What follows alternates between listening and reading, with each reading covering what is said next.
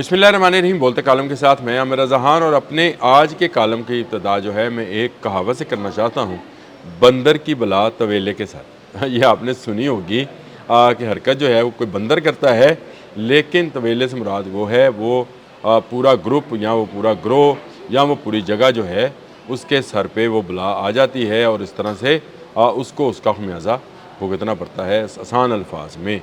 और आपको ये भी पता है कि सिर्फ एक कौम को बंदर बनाया गया था, कुरान पाक में है, और वो बनी इसराइल के वो लोग थे जिन्होंने वादा खिलाफ़ी की थी, हफ्ते वाले दिन शिकार करना शुरू कर दिया था, उनको बंदर बना दिया गया था। तो ये बंदर की बला तवेले के सर जो है, अब आपको मैं इसकी तफसील बताने जा रहा हूँ, जो कि इंतहाई खौलनाक और खौफनाक है। इस 28 फरवरी को शुरू होने वाली जंग में बंदर ने मिसाइल चलाया, यानी इसराइल ने मिसाइल चलाया, और जो है अली ख़ामनेई को शहीद कर दिया। 40 रोज़ा जंग में ईरान ने पलट कर जवाब दिया। अमेरिका इसमें इंटरवीन करता है इसराइल की जानिब से, वो अपने जहाज़ लेकर आता है, अपने अड्डों से फायरिंग करता है, ईरान ताक ताक कर उनको निशाना बनाता है, दुबई की इकॉनमी को तबाह बर्बाद करता है। शाहिद 136 जो है और शहीद दाना ड्रोन जो हैं वो वहाँ पर तबाही मचाते हैं। बैलिस्टिक मिसाइल्स जो हैं, खैबर शिकन जैसे मिसाइल्स, वो तबाही मचाते हैं इसराइल में सारी जगहों पे। इसी तरह ईरान में भी जो है B-2 के साथ बमबारी की जाती है, वहाँ पर मिसाइल गिराए जाते हैं, एयर स्ट्राइक्स की जाती हैं, और नारे लगाए जाते हैं कि एक रोज़ में हमने 19 एयर स्ट्राइक्स की। तो दोनों तरफ एक घमसान की जंग जारी रही।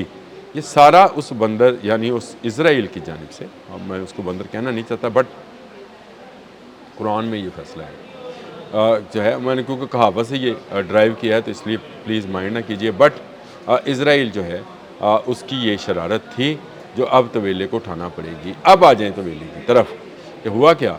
एक तरफ तबाही हुई, दुबई जैसे मुल्क जो था, रियासत जो थी, उसकी इकॉनमी तबाह हुई, दुनिया में ऑयल की प्राइसेस ऊपर चली गई, तेल की तजारत रुक गई, गल्फ़ से गुजरने वाले जहाज़ रुक गए, जिससे पूरी दुनिया में जो महंगाई का तूफ़ान था वो आया।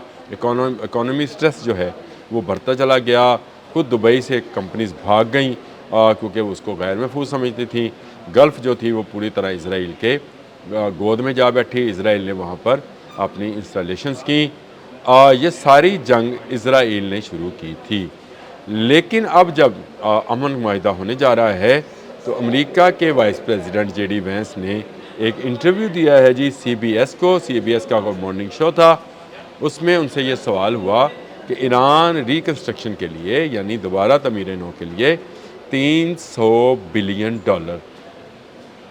मांग रहा है, तो ये कैसे पूरे होंगे। तो उन्होंने बड़ा सिंपल जवाब दिया, गल्फ़। मैं ज़रा पूरा पढ़ के सुना दूँ अगर आप कहते हैं तो। Asked whether Iran could again access to 300 billion reconstruction fund, Vance said that is the sort of things they could have access to funded by the Gulf Coast Coalition so long as they honor their end of the obligation। अब आप मुझे इसका तर्जुमा ज़रा आप बता दीजिए, क्या बनता है कि आप ईरान को चले $300 अरब तो नहीं, कुछ पर जो तय होगा, जो जुमे को अभी इजलास होना बाकी, मुआहिदा होना बाकी है, ये पहला मुआहिदा होगा कि हम मुआहिदा करने जा रहे हैं, और उसके बाद शिकें जो हैं वो अगले 60 दिनों में तय होंगी।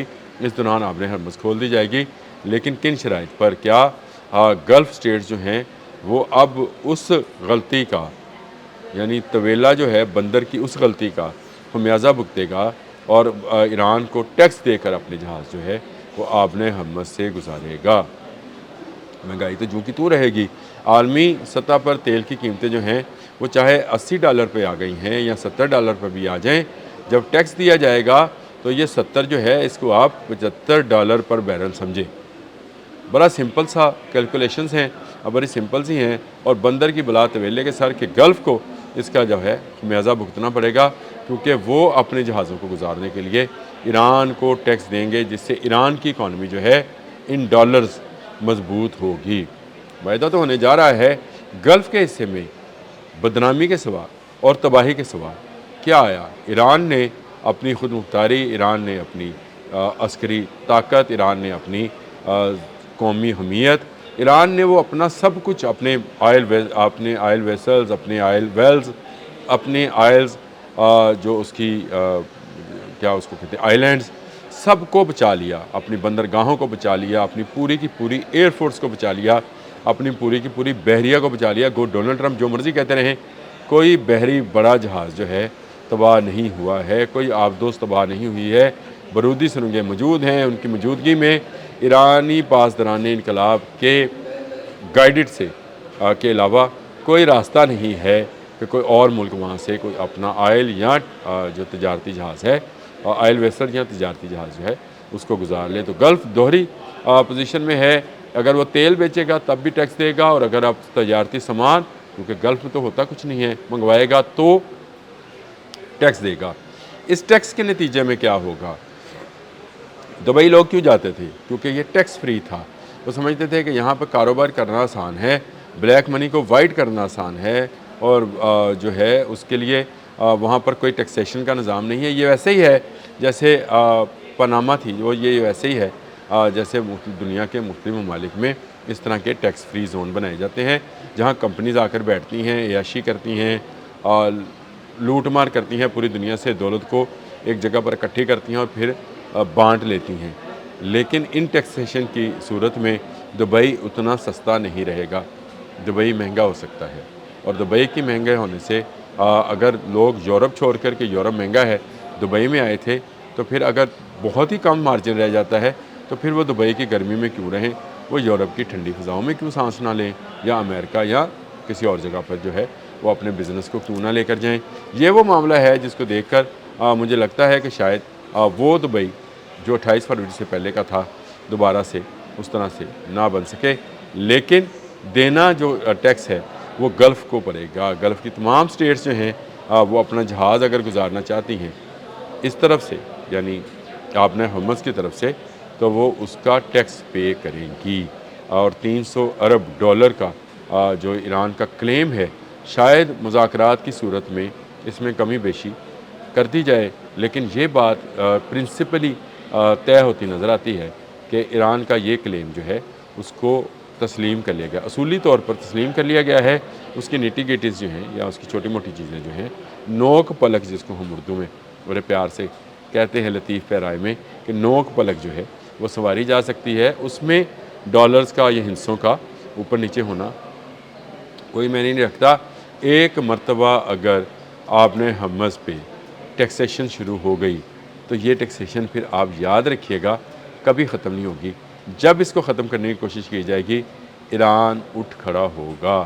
یہ ساری زندگی کے لیے گلف پر اور ٹیکس لگایا جا رہا ہے، اور دبئی سمیت تمام گلف کی سٹیٹ جو ہیں ایران کو بھتہ دے کر اپنا جہاز، چاہے وہ آئل ویسل ہے چاہے وہ تجارتی جہاز ہے، ایک طرف سے دوسری طرف لے کے جائیں گی۔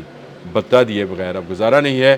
امریکہ قبضہ کرنے آیا تھا اپنے حمص پہ، قبضہ دے کر جا رہا ہے ایران کو، اور بندر، میں نے بتایا کہ اسرائیل نے جنگ شروع کی تھی، بندر کی بلا طویلے کے ساتھ جا رہی ہے۔ اب تک کے لیے اتنا ہی، اللہ حافظ۔